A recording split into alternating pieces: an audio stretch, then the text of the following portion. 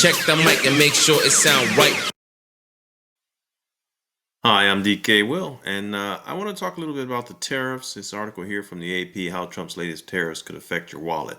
Well, of course, tariffs are going to affect wallets. However, my view on this is number one, I don't trust the news. I don't trust the news.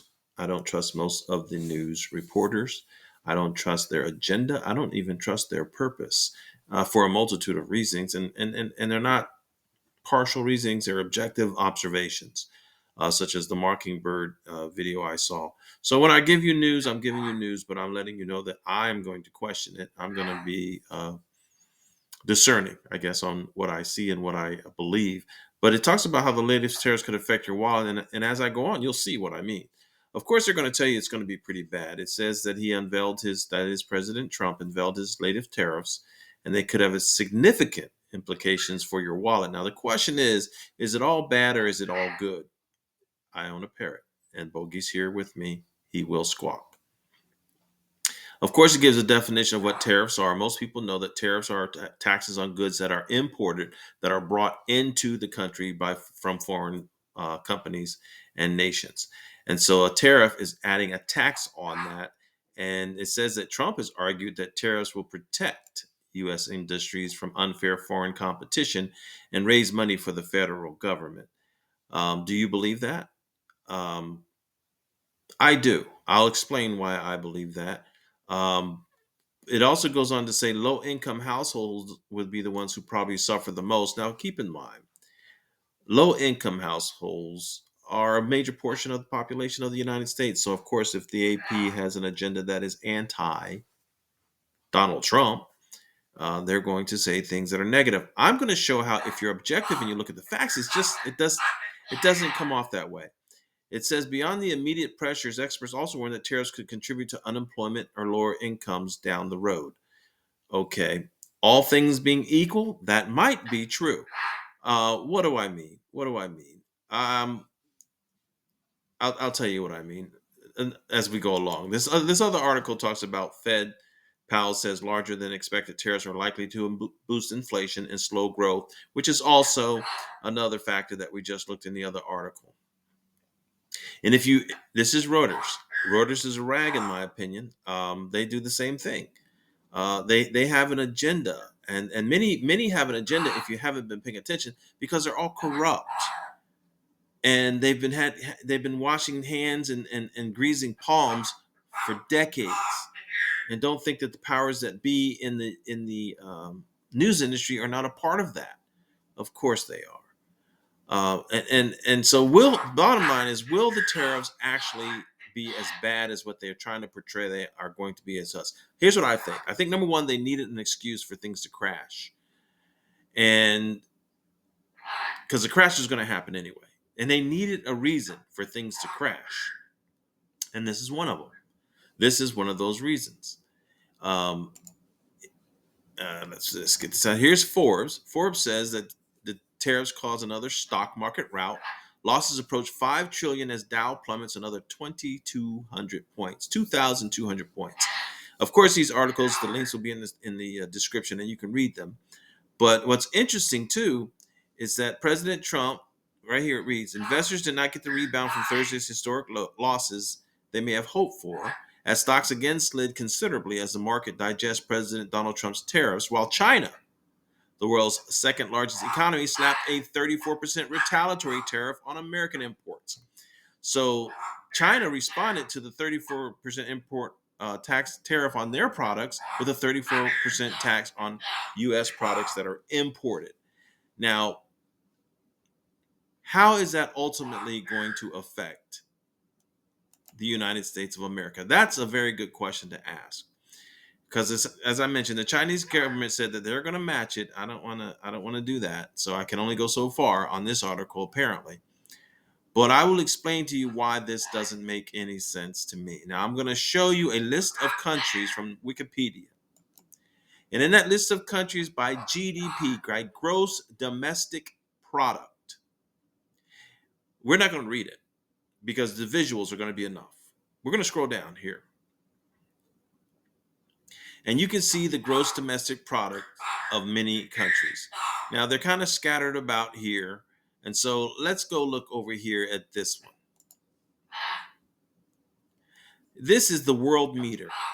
And if you look at the gross domestic product, the total monetary value of all goods and services produced and sold within a country during a specific time period, typically a year. The United States is on top with 27.7. It looks like trillion. It is trillion. The United States is outpacing everyone, including China. Now, the major trading bogey. This is Bogey. He's a yellow-faced Amazon parrot. He's about 50 years old. He talks, or should I say, he squawks when I talk. When you come to DK, we'll talk about it. Bogey will make his cameo appearances quite frequently. And if you like the content I'm providing, please make sure to like, subscribe, and ring the bell for notifications, and then come back for more DK Will Talk About It. Okay, so keep that in mind when we talk about the impact of China charging tariffs on the U.S. compared to the U.S. charging tariffs on China. The three biggest trading partners with the U.S. are China, Mexico, and Canada. And so keep that in mind as I try to wrap this video up to show you why all those horror stories are people kind of like shooting themselves in the foot, because in the end, it will be good for the United States with a $27 trillion GDP compared to the rest. I mean, how far down do you got to go? You got to go down to the fifth one in line to even reach 27 trillion with number one for the United States. Now, how can I say this so confidently? Well, let's look at another chart here. The largest trading partners of the United States, as it says here, the 30 largest trading partners represent 86.1% of U.S. exports. What will get tariffs put on it? And 89.6% of U.S. imports, which will bring tariffs to the United States. 89.6% of U.S. imports come from these 30 partners. And these figures do not include services or foreign direct investment, which is something different. In 2024, the year we just left, Mexico was the largest trading partner of the United States, followed by Canada and China. So the MCC, if you can remember that. But now let's put it in perspective. Here's Canada here. Canada exports 349.4, whatever this measurement is, dollars. And I guess it's probably in billions. While they import 412. They represent import 412. So we send out 349 billion to Canada. We take in 412 billion in imports. We take in more because we have a bigger economy with a lot of more eaters, consumers. The deficit is 63.33 billion. Okay? So there's your ratio. It's not 1-to-1. Now we can't do them all. But how about China? China represents only $143 billion of our exports. I'm going to say billion. It could be trillion. I don't know. It's very likely billion. Whereas imports, they represent 438.9. We eat China's imports. And we're going to charge 34% on that. Well, they're charging 34% on this. That's a $295.4 billion deficit. The ratio is only like 1-to-3. So in this mix with this scare tactics that they're putting on for the news medias that I talked about in the beginning, the U.S. and China are charging reciprocal tariffs. That's Trump's plan, reciprocal tariffs. You charge me 10, I charge you 10. You charge me 30, I charge you 30. And guess who's the Walmart of the bunch? The United States, right? So, hi, lady. Stay down, stay down. So, this is Lady. She's our pit bull. She's a sweetheart, along with Bogey. It's a zoo here, but it keeps my wife happy. Nonetheless, and I love Lady. If 34% is charged to China on 438.9, do you think China wants to see that much business go away? You know what's very likely going to happen? China's going to come over to the United States. Did I say anything about Mexico yet? No. Let's look at Mexico. Mexico represents $334 billion in our exports, no. Whereas imports, 505.9 in imports. Numero uno. They rely on sending us $505.9 billion worth of goods, of which the United States is going to charge a reciprocal tariff. So in the wash with the three largest ones alone, the U.S. comes out ahead because the U.S. takes in more imports. So the U.S. collects more 34% tariffs from those three countries than they collect from the United States. You understand in the wash? So how is that detrimental? It's not. You want to know what else is going to happen? Like those countries that are making big deals, I think Japan is one of them, to come in and produce in the United States to avoid the tariffs. That's bogey.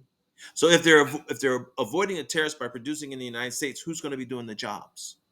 Who's going to be working the jobs? How are their goods going to be more expensive if they're producing here on this side? There's no tariffs if you produce in the United States. Can you see how it's actually making the United States a very powerful hotspot of commerce? Because like President Trump has been saying, if I scroll, the United States has been getting taken advantage of. Period. To the tune of $1.2 trillion from the world, $1.1 trillion from the top 30. Okay? So don't let the news blow your mind into believing what they're telling you. In the end, it should help the United States, just like the man said. So this crash is just an excuse, which would be a whole nother video. It's an excuse to change the entire global monetary system. That's another topic. But on the topic of tariffs, don't let the news give you the blues. It's a lie. I'm DK Will. This is DK Will Talk About It. I'm done talking about it, and so is Bodie. Have a wonderful... No, he's not yet. There he is. Have a wonderful day. Check the mic and make sure it sound right.